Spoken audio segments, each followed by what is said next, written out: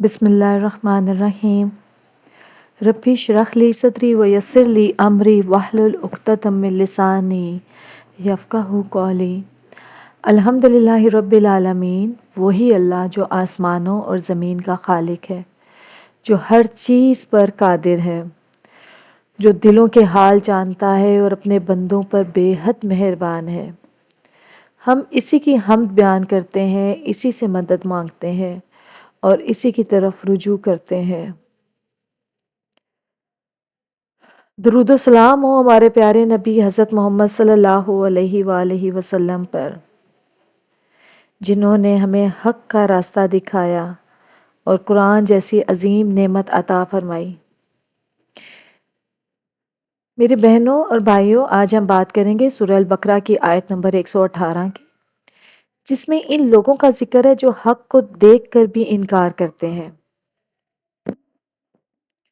اور اللہ سے بے جا مطالبات کرتے ہیں۔ یہ آیت ہمارے ایمان کی حقیقت، اللہ کی قدرت اور ہدایت کے اصولوں کو سمجھنے میں مدد دیتی ہے۔ میرے ساتھ آخر تک جڑے رہیے گا تاکہ ہم اپنے ایمان کو تازہ کر سکیں اور اس آیت کا ترجمہ بھی سنیں اور اس کی تفسیر کو سمجھنے کی بھی کوشش کریں۔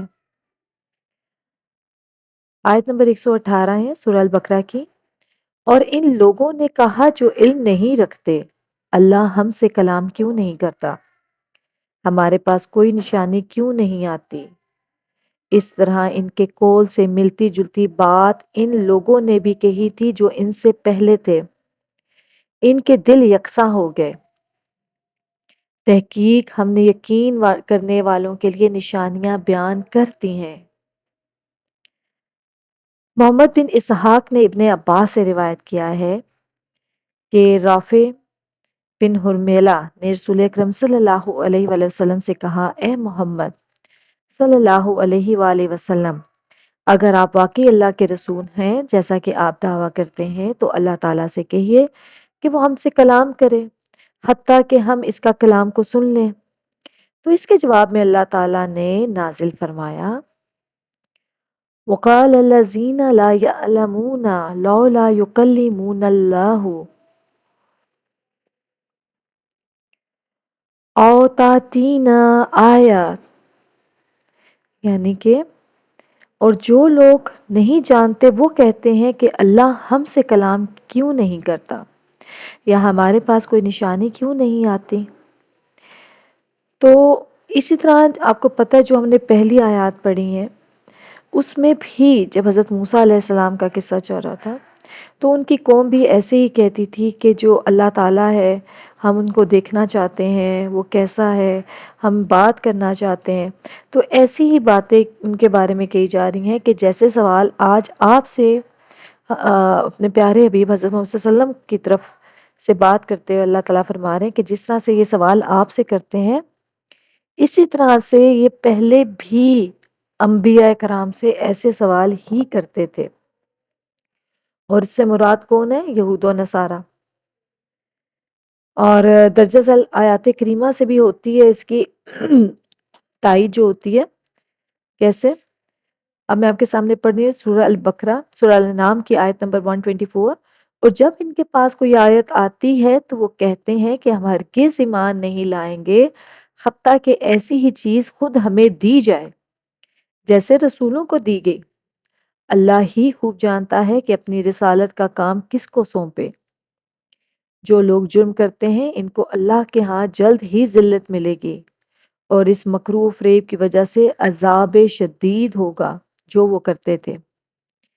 یعنی کہ دیکھیں اللہ تعالیٰ سے کیسے کیسے مطالبات کرتے تھے جو یہود و نصارہ، جو بھی ایسی قوم تھی کہ وہ کہتے تھے کہ جیسے رسولوں کو آپ نے کتاب دی ہے، وہ کہتے تھے کہ ایسی ہی چیز خود ہمیں دی جائے جیسے رسولوں کو دی گئی ہے۔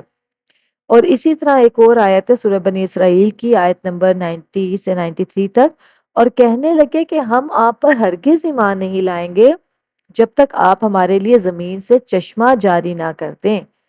اے نبی کہہ دیجئے میرا پروردگار پاک ہے، میں تو صرف ایک پیغام پہنچانے والا انسان ہوں۔ اور یہ فرمان بھی تائید کرتا ہے سورہ الفرقان کی آیت نمبر 21، اور جو لوگ ہم سے ملنے کی امید نہیں رکھتے کہتے ہیں کہ ہم فرشتے کیوں نہ نازل کیے گئے یا ہم آنکھ سے اپنے پروردگار کو دیکھ لیں۔ اور یہ بھی سورہ مدثر میں ہے آیت نمبر 52، بلکہ ان میں سے ہر شخص یہ چاہتا ہے کہ اس کے پاس کھلے صحیفے آئیں، یعنی کہ وہ چاہتے تھے کہ جیسے رسولوں کے پاس کتاب آتی ہے، صحیفے آتے ہیں، وہ کہتے ہیں ہمارے پاس بھی ایسی چیزیں آنی چاہیے، ہم اپنی آنکھوں سے فرشتوں کو دیکھیں، اللہ کو دیکھیں، تب ہی ہم یقین کریں گے۔ تو اس طرح کی اور بھی بہت سی آیات ہیں جو مشرکین عرب کے کفر، سرکشی، انات اور اس بات پر دلالت کرتی ہیں کہ وہ محض کفر اور انات کی وجہ سے ایسے ایسے سوال کرتے تھے جن کی کوئی ضرورت نہ تھی، جس طرح کے یہود و نصارہ اور دیگر کئی لوگوں نے بھی اپنے انبیاء کرام سے اسی طرح کے سوالات کیے تھے، جیسے کہ ارشاد باری تعالیٰ سورہ النساء میں آیت نمبر 153، اے نبی، اہل کتاب آپ سے درخواست کرتے ہیں کہ آپ ان پر ایک لکھی ہوئی کتاب آسمان سے اتار لیں۔ چنانچہ یہ موسیٰ سے اس سے بھی بڑی بڑی درخواستیں کر چکے ہیں، کہتے تھے ہمیں اللہ کو ظاہر دکھا دو۔ اسی طرح فرمایا سورہ البقرہ میں آیت نمبر 55 میں، اور جب تم نے موسیٰ سے کہا موسیٰ جب تک ہمیں اللہ کو سامنے نہ دیکھ لیں آپ پر ایمان نہیں لائیں گے۔ اور فرمان الہی ان لوگوں کے دل آپس میں ملتے جلتے ہیں، یعنی کہ کیا مطلب ہے کہ مشرکین عرب کے اور ان سے پہلے کفر اور عناد اور سرکشی کا مظاہرہ کرنے والوں کے دل آپس میں ملتے جلتے ہیں، جیسے کہ ارشاد باری تعالیٰ ہے، اسی طرح ان سے پہلے لوگوں کے پاس جو پیغمبر آتا وہ اس کو جادوگر یا دیوانہ کہتے۔ کیا یہ لوگ ایک دوسرے کو اسی بات کی وصیت کرتے آئے ہیں؟ اللہ تعالیٰ فرماتا ہے جو لوگ صاحب یقین ہیں ان کے سمجھانے کے لیے ہم نے نشانیاں بیان کر دی ہیں، یعنی ہم نے رسولوں کی صداقت کی ایسی ایسی نشانیاں بیان کر دی ہیں کہ ان کی موجودگی میں کسی اور سوال کی اسے ضرورت ہی نہیں ہے۔ جس کا رسولوں پر یقین ہو، ان کی تصدیق کرتا ہو اور ان کی اتباع کرتا ہو اور اسے خوب سمجھ لیا ہو، جیسے رسول اکرم صلی اللہ علیہ وسلم اللہ تبارک تعالیٰ کے پاس سے لے کر آئے ہوں، لیکن جن کے دل اور کانوں پر اللہ تعالیٰ نے مہر لگا دی ہے اور آنکھوں پر پردہ ڈال دیا ہے، انہی کے بارے میں اللہ تعالیٰ نے فرمایا سورہ یونس میں، جن لوگوں کے بارے میں آپ کے رب کا حکم قرار پا چکا ہے وہ ایمان نہیں لائیں گے یہاں تک کہ عذاب علیم نہ دیکھ لیں، خواہ ان کے پاس ہر طرح کی نشانی کیوں نہ آ جائے۔ یعنی کہ اس بات کا مطلب ہے کہ یہ صرف ہیلے بہانے کرتے تھے، حجت کرتے تھے، اور جیسے بنی اسرائیل کی قوم ہے انہوں نے کتنی اللہ تعالیٰ نے ان کو معجزات دکھائے، سب کچھ دکھایا، لیکن وہ انہوں نے یقین نہیں کرنا تھا تو نہیں کیا۔ تو اسی طرح یہ آپ سے بھی سوال کرتے تھے، تو اللہ تعالیٰ یہی کہہ رہے ہیں کہ جو آپ سے پہلے قومیں گزری ہیں ان سے بھی انبیاء سے ایسے ہی سوال کیے جاتے تھے۔ اور یہاں پہ دیکھیں میں نے بہت ساری آیات آپ کو پڑھ کے سنائی ہیں جن میں یہی ان کے جو مکرو فریب ہیں انہی کے بارے میں اللہ تعالیٰ بتا رہے ہیں کہ وہ بھی ایسے ہی سوال کرتے تھے کیونکہ ان کے دل ملے ہوئے تھے، اور جب دل ملتے ہیں تو پھر آپس میں ظاہر ہے ان کے وہ وہی بات کریں گے جیسے وہ بات کرتے تھے، کیونکہ یہ حجت بناتے تھے اور اللہ پر ایمان نہیں لاتے تھے۔ تو اب ہم نے سیکھنا ہے میرے بہنوں اور بھائیوں کہ ہم نے اس آیت سے کیا سیکھا ہے، اینڈ ہم اس کو اپنی ڈیلی لائف میں کیسے اپلائی کر سکتے ہیں۔ کہ پہلی بات تو یہ ہے کہ ہدایت مانگنے کا صحیح طریقہ ہمیں سیکھنا چاہیے۔ اللہ سے ضد یا شرطیں رکھ کر ہم ہدایت نہیں لے سکتے، بلکہ عاجزی اور سچے دل سے مانگنے سے ملتی ہے ہدایت۔ ایمان دل کی کیفیت ہے، معجزوں کی شرط نہیں ہے۔ جب آپ کے اندر ایمان پیدا ہوتا ہے، آپ کو کسی چیز کے اوپر یقین آئے گا تو ایمان خود بخود آپ کے اندر روشنی پیدا کر دے گا۔